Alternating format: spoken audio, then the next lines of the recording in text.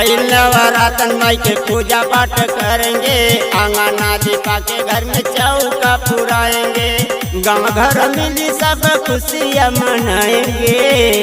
नव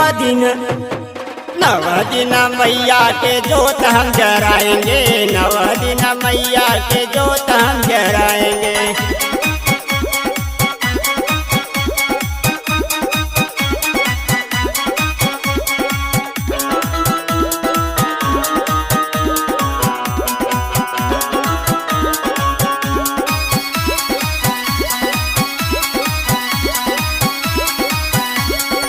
अड़हुल के फुलवा से माई के मनाई, गैया के घिउवा से हमने कराई।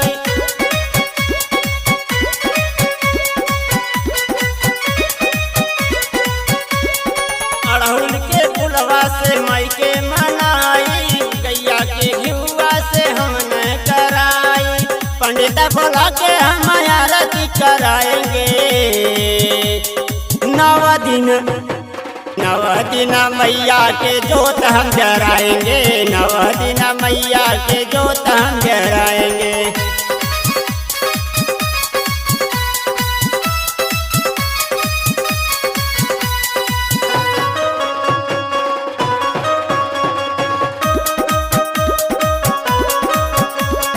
पढ़ते चरण धरती पावन हो जाई, नवमी में नव दिन खुश होली माई।